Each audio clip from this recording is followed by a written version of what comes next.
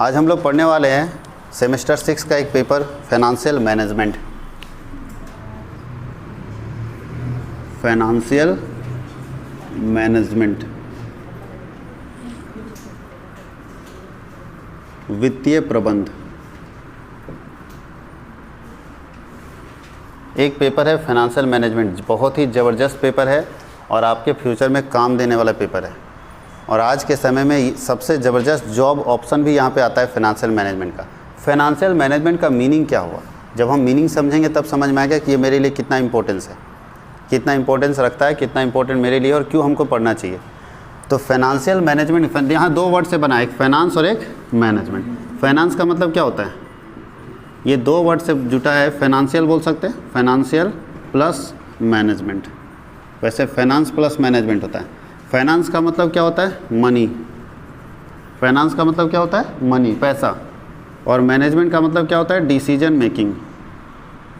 Decision making और कुछ नहीं होता। मैनेजमेंट का रियल मीनिंग होता है डिसीजन मेकिंग और फाइनेंस का मतलब होता है पैसा। पैसा को हम लोग मनी नहीं बोलते हैं, उसको हम लोग क्या बोलते हैं, फाइनेंस बोलते हैं। फाइनेंस का मतलब पैसा। अब यहाँ देखिए, इसका मतलब ये हुआ फाइनेंशियल मैनेजमेंट के अंदर हमको क्या करना है। तो देखो आपके सामने रखा हुआ है, फाइनेंशियल मैनेजमेंट के अंदर हमको करना है decision making related to money. यानी पैसे से रिलेटेड डिसीजन मेकिंग करना हो, निर्णय लेना हो, वो किसके अंदर हम लोग सीखते हैं, फाइनेंशियल मैनेजमेंट के अंदर। कि कैसे पैसे से संबंधित निर्णय ले, क्या डिसीजन हो सकता है, तो कहाँ से पैसा आएगा। अगर अपने बिजनेस को 5 करोड़ रुपये चाहिए तो कहाँ से आएगा, कौन कौन से सोर्सेस हैं, कहाँ से मेरे पास पैसा। अच्छा, जहाँ से भी पैसा आएगा हमको कौन से सोर्स से लाना चाहिए, जो सस्ता पड़े या जो महंगा पड़े। जब भी कंपनी पैसा उठाती है मार्केट से तो वो सस्ते सोर्स से उठाती है कि हमको कहाँ से पैसा लाना सस्ता पड़ेगा। ठीक है, सिर्फ सस्ते को नहीं ध्यान देना है, पैसा लाते समय, पूंजी लाते समय मार्केट से सिर्फ इस बात को आप ध्यान दे रहे हैं कि कौन सस्ता दे रहा है, तो आप फंस जाओगे।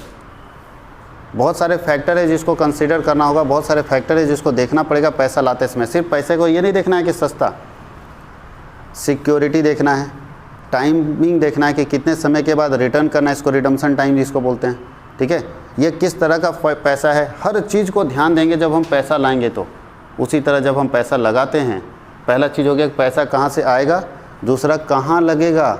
इससे रिलेटेड भी डिसीजन किसके अंदर लेते हैं, फाइनेंशियल मैनेजमेंट के अंदर। बताइए, पैसा अगर आपके पास है तो आप कहाँ लगाना चाहोगे। आज आप कमाए, कल हो गया आपकी नौकरी लग जाए और आप कमा जाए और 5 लाख रुपए आपके पास है, आप इन्वेस्टमेंट भी करना चाहते हैं। आप चाहते हैं कि हमारा पैसा बैंक में अगर है तो 3% रिटर्न मिल रहा है। बैंक में अगर हम अपने पैसे को रखते हैं तो 3% रिटर्न मिल रहा है। हम अपने इस पैसे को प्रोडक्टिव बनाना चाहते हैं और कमाना चाहते हैं, उस पैसे से कहाँ लगाएं।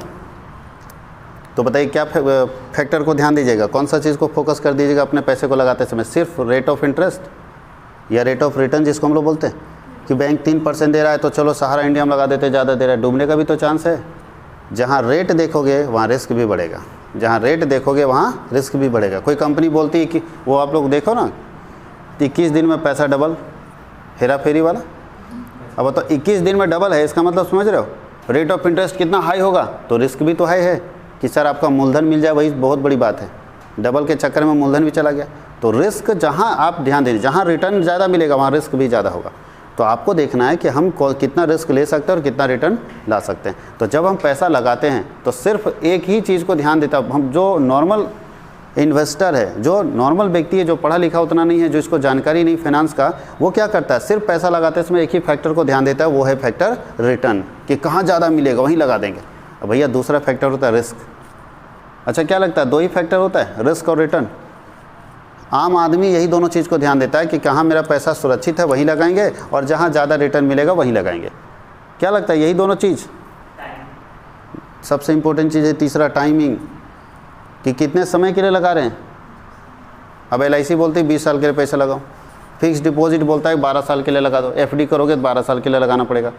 अब बताओ जी, किसी को 3 साल बाद बच्ची का शादी विवाह करना, वो पैसा लगाएगा। वो चाहता है कि हमको कम मिले, 3 साल मेरा पैसा जो बैंक में 3% में पड़ा रहेगा, वो चाहता है कि हमको इसमें 9% मिले। वो चाहता है, वो रिस्क भी देख रहा है और रिटर्न भी देख रहा है, लेकिन उसको पहले पैसा चाहिए। तो टाइमिंग इंपॉर्टेंट होता है ना, कि कब आपको पैसा चाहिए, हाँ या नहीं। अब बताइए, उतने दिन में पैसा मिलेगा नहीं। एफडी करेंगे तो 9 साल बाद, 10 साल बाद, 12 साल बाद मिलेगा, तो 12 साल बाद तो हमको पैसे का ज़रूरत नहीं। तो पैसे का ज़रूरत, नीड ऑफ मनी बहुत इंपॉर्टेंट चीज़ होता है कि कब आपको पैसे का ज़रूरत है, उस हिसाब से आप अपना प्लान तैयार कीजिए कि आप अपने पैसे को कहाँ इन्वेस्ट करेंगे। और ये सारा डिसीजन किसके अंदर आता है? फाइनेंशियल मैनेजमेंट के अंदर, कि हम पैसा लाएंगे कहाँ से और हम कहाँ पैसा इन्वेस्ट करेंगे। तो पैसा जब इन्वेस्ट करते हैं तो बहुत सारे फैक्टर को ध्यान देते हैं। अच्छा, रिटर्न को देखते हैं। बहुत बार आपको देखने में लगेगा कि हम प्रॉफिटेबल बिजनेस में लगा रहे हैं लेकिन लॉस हो जाता है।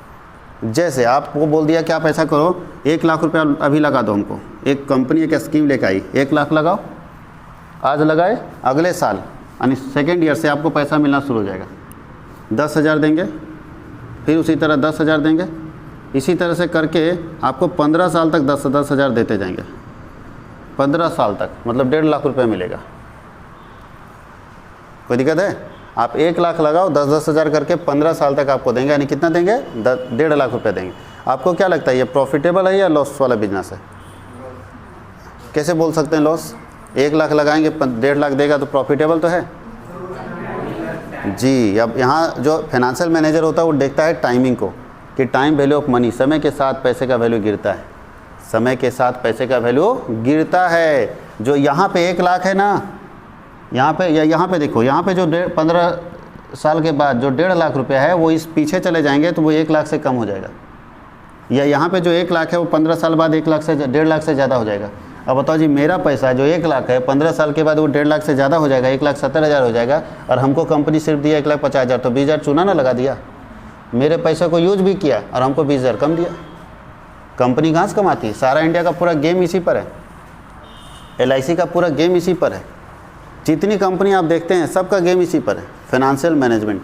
सारा इंडिया वाला लोग पढ़ा और सबसे पहले यही शुरू किया कि क्यों ना हम फाइनेंस को मैनेज करें। गरीबों के पास पैसा है, दिमाग नहीं है, कि सर हमारे पास दिमाग है, पैसा नहीं है, तो क्या किया जा सकता है? या तो जीवन भर रोते रहें कि मेरे पास पैसा नहीं, दिमाग खूब है, या तो हम पब्लिक से पैसा लें। अब इनके पास पैसा है, इनको बोले समझाए कि आपके पैसे को हम सही जगह पे इन्वेस्ट कर देते हैं, हम आपको रिटर्न दिलवाते हैं, और धीरे धीरे काम ये बढ़ता चला गया और आज सहारा इंडिया इतना बड़ा बन गया। वो कुछ नहीं करता है, फाइनेंस मैनेज करता है और कुछ नहीं, पैसे को मैनेज करता है, कहाँ से पैसा लाना है और कहाँ लगाना है। लाता है 8% में, लगाता है 18% में, बीच का मार्जिन का लाता है। लेकिन प्रॉब्लम तब हो जाता है जब लगाया जहाँ वहाँ डूब गया, जहाँ लगाए वहाँ डूब गया, तो जो 8% कस्टमर से प्रॉमिस किए हैं वो तो देना पड़ेगा ना, आप जहाँ से भी दीजिए, तो यहाँ समस्या आ जाती है। तो ये है पूरा फाइनेंशियल मैनेजमेंट। फाइनेंशियल मैनेजमेंट का मतलब क्या हुआ? Decision making related to financial activities, that means sources of finance and application of finance. पैसा आएगा कहाँ से और जाएगा कहाँ, इससे संबंधित अगर आप डिसीजन लेते हैं तो वो डिसीजन लेने का काम फाइनेंशियल मैनेजमेंट के अंदर आता है। वो दिक्कत है, तो इसका डेफिनेशन लिख लेते हैं हम लोग, उसके बाद हम लोग आगे लिखते हैं फाइनेंशियल मैनेजमेंट का।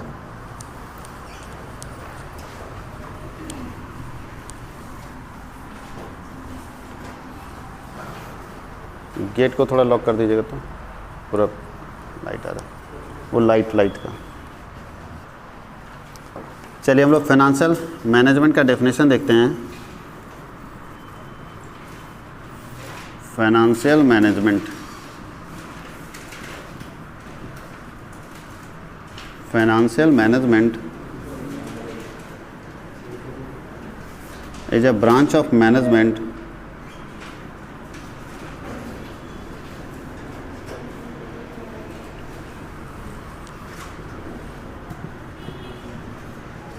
in which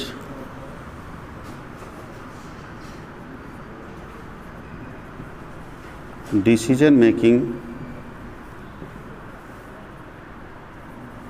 related to financial activities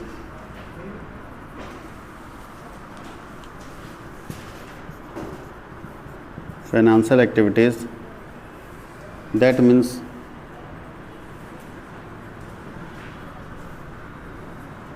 sources of finance and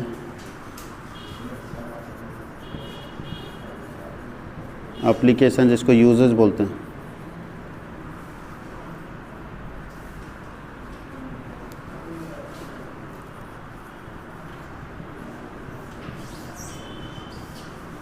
वित्तीय प्रबंध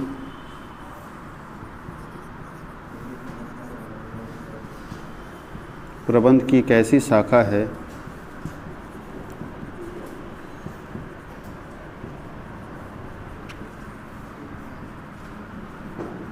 जिसके अंतर्गत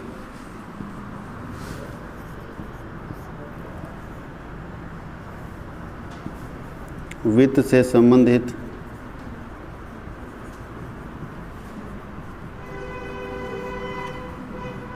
निर्णय लिया जाता है,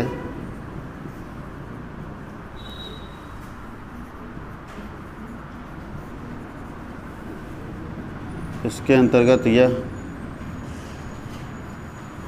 तय किया जाता है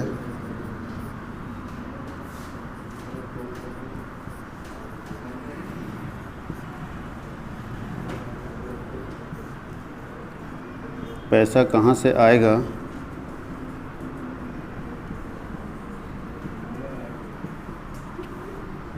और कहाँ उसे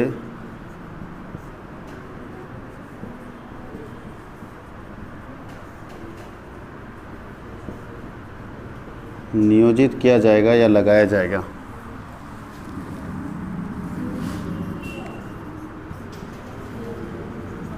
ताकि अधिकतम लाभ कमाया जा सके।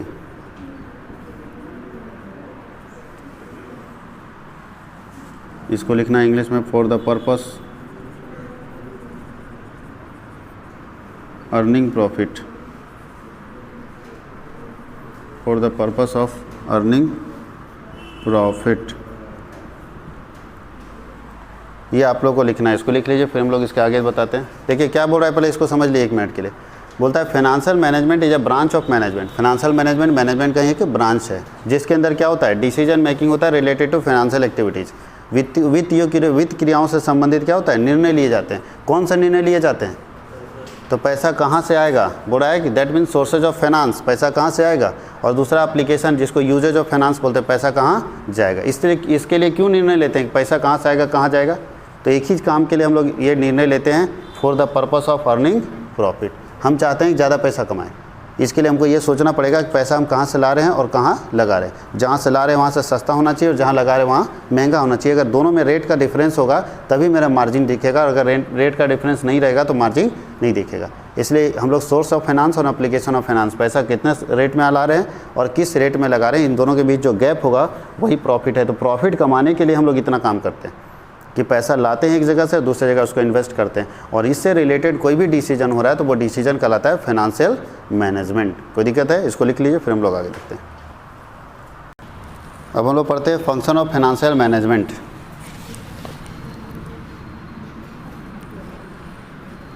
फंक्शन ऑफ फाइनेंशियल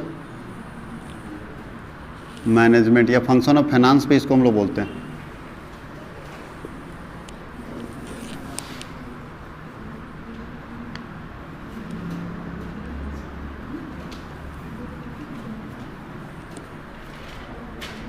वित्तीय प्रबंध के कार्य, तो 2 फंक्शन है फाइनेंशियल मैनेजमेंट के।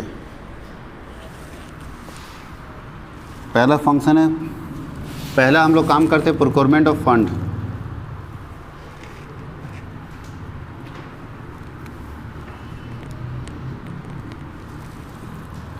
इसको हम लोग सोर्सेस ऑफ फंड बोलते हैं,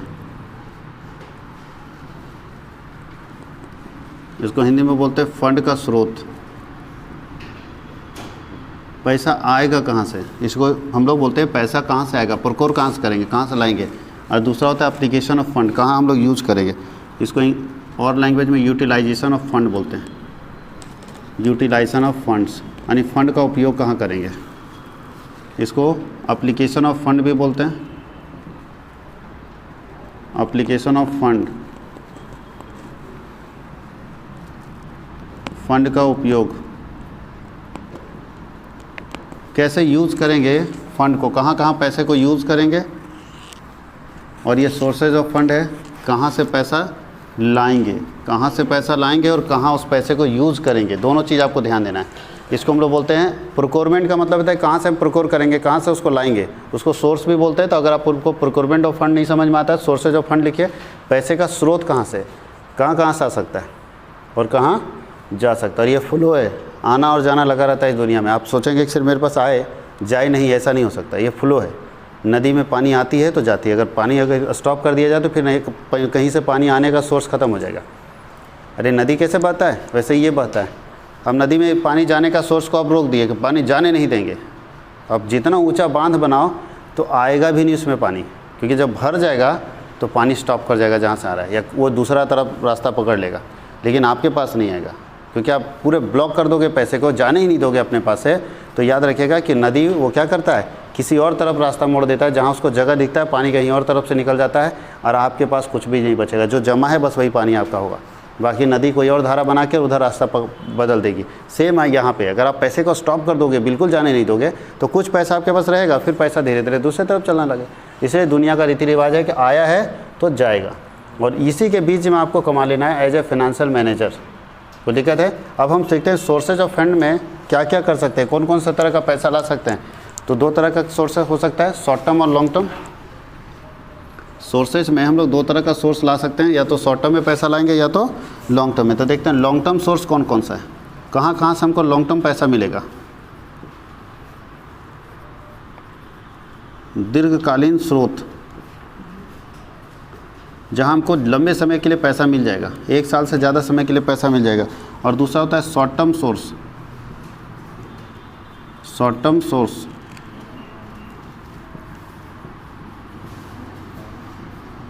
अल्पकालीन स्रोत, कहाँ हमको कम समय के लिए पैसा मिल जाएगा। ये दो चीज़ ध्यान देना है, कहाँ में शॉर्ट टर्म के लिए पैसा मिलेगा, कहाँ में लॉन्ग टर्म के लिए पैसा मिलेगा। अब चलते हैं हम आगे। लॉन्ग टर्म में दो हमारे पास है, लॉन्ग टर्म में दो है।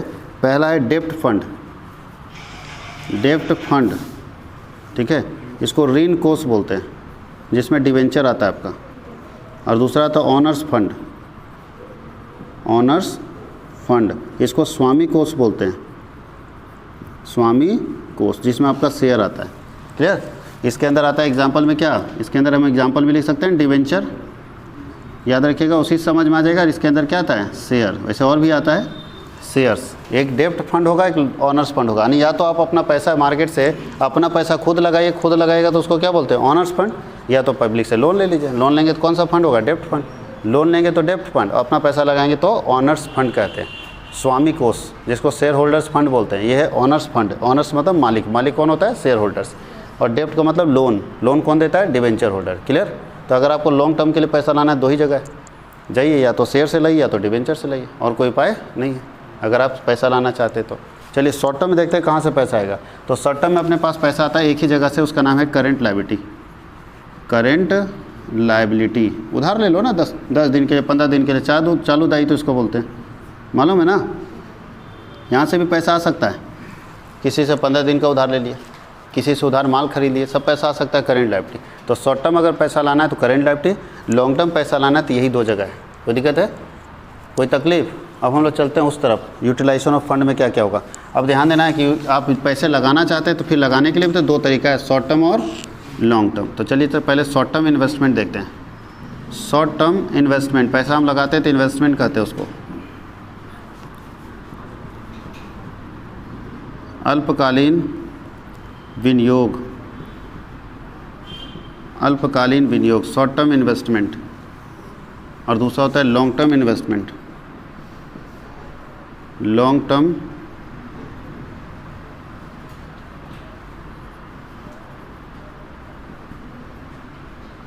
दीर्घकालीन विनियोग।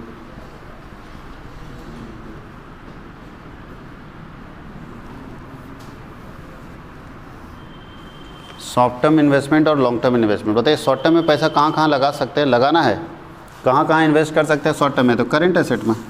शॉर्ट टर्म का कहाँ पे जाएगा, करेंट एसेट्स में पैसा लगा दो, स्टॉक खरीद के रख लो, डेटर्स बना लो, किसी को 10 दिन के लिए उधार दे दो। और इसमें जो पैसा लगेगा वो लगेगा फिक्स एसेट एंड प्रोजेक्ट में, फिक्स एसेट्स एंड प्रोजेक्ट में।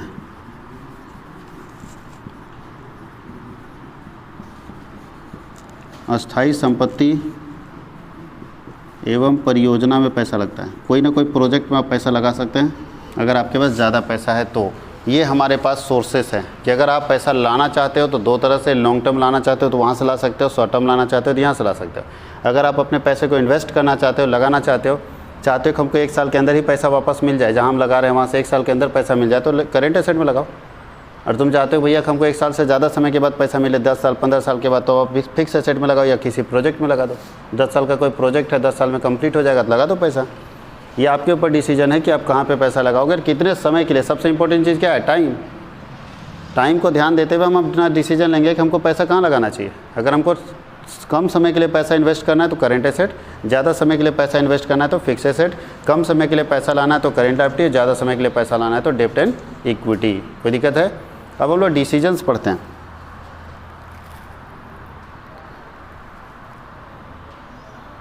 इससे रिलेटेड लॉन्ग टर्म सोर्सेज से रिलेटेड जो डिसीजंस होते हैं, लॉन्ग टर्म सोर्सेज से जो रिलेटेड डिसीजंस होते हैं, उस डिसीजन को हम लोग बोलते हैं कैपिटल स्ट्रक्चर डिसीजन या फाइनेंस डिसीजन। थोड़ा ध्यान दीजिएगा इस बात को ध्यान दीजिएगा जो अभी हम बताने जा रहे हैं। ये तो हो गया कहाँ से आएगा। इससे रिलेटेड ध्यान दीजिएगा, इन दोनों से रिलेटेड जो डिसीजन लिए जाते हैं उस डिसीजन को हम लोग बोलते हैं कैपिटल स्ट्रक्चर डिसीजन। बस यही आपको पढ़ना है, कैपिटल स्ट्रक्चर डिसीजन। ठीक है, पूंजी ढांचा निर्णय कि पूंजी ढांचा क्या होगा, कहाँ से पैसा लाएंगे, कितना पैसा डेब्ट से लाएंगे, कितना, इसको फाइनेंसिंग डिसीजन भी बोलते हैं। फाइनेंसिंग डिसीजन हिंदी में बोलते हैं पूंजी ढांचा निर्णय। मतलब इसमें हम लोग इस बात का निर्णय करते हैं कि हमारे पास जो पैसा आएगा, पूंजी आएगा, उसमें से कितना पोर्शन डेब्ट का रहेगा और कितना पोर्शन इक्विटी का रहेगा। यानी हम जो पैसा मार्केट से उठाएंगे उसमें कितना परसेंट, कितना पोर्शन, कितना पैसा, जहाँ बताइए ज़्यादा पैसा डेब्ट से लाना चाहिए, ज़्यादा पैसा इक्विटी से लाना चाहिए, इस बात का डिसीजन जहाँ पे होता है उसको हम लोग बोलते हैं कैपिटल स्ट्रक्चर डिसीजन। कि आपका कैपिटल का स्ट्रक्चर क्या है, आप कहाँ से पैसा ज़्यादा लाना चाहोगे, बताइए। अच्छा आप लोग बताइए, एक अच्छी कंपनी, एक अच्छा sound decision, sound capital structure decision कैसा होना चाहिए, एक अच्छा कैपिटल स्ट्रक्चर डिसीजन कैसा होना चाहिए, उसमें पैसा कहाँ से आना चाहिए, डेब्ट से आना चाहिए, इक्विटी से आना चाहिए। आप लोग को क्या लगता है, डेब्ट से पैसा लाना सस्ता पड़ेगा, इक्विटी से पैसा लाना सस्ता पड़ेगा? एक अच्छे कैपिटल स्ट्रक्चर डिसीजन में, एक अच्छी पूंजी संरचना निर्णय में कहाँ से पैसा लाएं तो मेरे लिए सस्ता पड़ेगा। एज ए कंपनी, हम कंपनी के मालिक हैं और हम ये आपसे पूछना चाहते हैं एज ए फाइनेंस मैनेजर, आप लोग हमको बताओ, सजेस्ट करो कि मेरे लिए एक अच्छा कैपिटल स्ट्रक्चर डिसीजन करने के लिए कहाँ से पैसा लाना सस्ता पड़ेगा, डेब्ट से या इक्विटी से? क्या देखना पड़ेगा?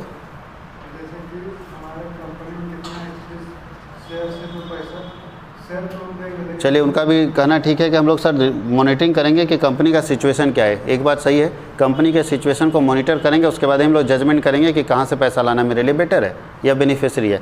लेकिन आपको एक सजेशन हम दे देते हैं कि कभी भी याद रखना, डेब्ट से पैसा लाना सस्ता पड़ता है, डेब्ट से पैसा लाना सस्ता पड़ता है इक्विटी के कंपेरिजन में। इक्विटी से पैसा लाना महंगा पड़ता है और डेब्ट से पैसा लाना क्या होता है, सस्ता पड़ता है। तो अगर एक अच्छा डिसीजन होगा तो हम लोग कोशिश करेंगे कि ज़्यादा से ज़्यादा पैसा अपने को डेब्ट से मिल जाए। डेट से अगर ज़्यादा पैसा मिल गया तो ऑनर्स फंड से ज़्यादा पैसा लाने की जरूरत नहीं है, तभी हमारा डिसीजन कैपिटल स्ट्रक्चर डिसीजन कहलाएगा। और ये साउंड कैपिटल स्ट्रक्चर है। कैपिटल स्ट्रक्चर का मतलब आपको तय करना है कि आपका पूंजी कहाँ से आएगा, उसका स्ट्रक्चर बताइए, कितना डेब्ट से आएगा, कितना इक्विटी से आएगा। बात समझ गए? इसको बोलते हैं हम लोग क्या, कैपिटल स्ट्रक्चर डिसीजन। ये एक चैप्टर मिलेगा आपको आगे, कैपिटल स्ट्रक्चर डिसीजन या फाइनेंस डिसीजन, फाइनेंसिंग डिसीजन, इसी को हम लोग बोलते हैं। एक चैप्टर अलग से मिलेगा जहां आपको फाइनेंसिंग डिसीजन लेना होगा। अब देखिए, ये करंट लायबिलिटी और करंट एसेट से रिलेटेड जो डिसीजन होगा, ये दोनों से रिलेटेड, इसको बोलते हैं वर्किंग कैपिटल डिसीजन। इसको क्या बोलते हैं, वर्किंग कैपिटल डिसीजन। कोई दिक्कत है? इसी को वर्किंग कैपिटल डिसीजन बोलते हैं या वर्किंग कैपिटल मैनेजमेंट डिसीजन बोलते हैं। वर्किंग कैपिटल मैनेजमेंट डिसीजन,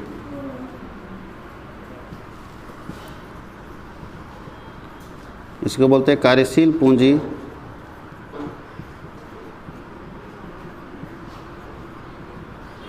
प्रबंध निर्णय। क्लियर? याद रखिएगा, ये वर्किंग कैपिटल मैनेजमेंट डिसीजन है। वर्किंग कैपिटल मैनेजमेंट डिसीजन किससे रिलेटेड है बताइए? Working capital management decision related है current asset and current liability. Working capital का फॉर्मूला आप लोगों को मालूम होगा, current asset minus current liability होता है। तो इन दोनों से रिलेटेड अगर डिसीजन लेना है कि कितना पैसा मेरा करंट एसेट में आएगा, कितना पैसा मेरा करंट लायबिलिटी में आएगा, तो उस डिसीजन को हम लोग बोलते हैं वर्किंग कैपिटल मैनेजमेंट डिसीजन। और जो लॉन्ग टर्म फिक्स एसेट में जो पैसा लगाते हैं, इसको इन्वेस्टमेंट डिसीजन या कैपिटल बजटिंग डिसीजन बोलते हैं। इस डिसीजन को हम लोग इन्वेस्टमेंट डिसीजन बोलते हैं। इस डिसीजन को हम लोग क्या बोलते हैं, investment decision and capital budgeting decision. Capital budgeting decision, इसको बोलते हैं विनियोग निर्णय। क्या बोलते हैं? विनियोग निर्णय। और साथ ही साथ बोलते हैं पूंजी,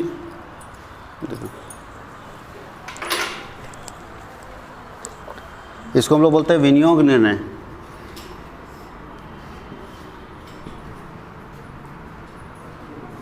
क्लियर? इसको क्या बोलते हैं? विनियोग निर्णय, या इसको हम लोग पूंजी बजटिंग निर्णय भी बोलते हैं। पूंजी बजटिंग निर्णय भी हम लोग इसको बोलते हैं, ध्यान दीजिएगा। अब इसको समझिएगा, कैपिटल बजटिंग डिसीजन के अंदर क्या होता है, या इन्वेस्टमेंट डिसीजन के अंदर, इन्वेस्टमेंट डिसीजन के अंदर इस बात का डिसीजन लेते हैं कि हम अपना पैसा फिक्स एसेट में कितना लगाएंगे, कब लगाएंगे। ध्यान दीजिएगा, इन्वेस्टमेंट डिसीजन सबसे खतरनाक डिसीजन है।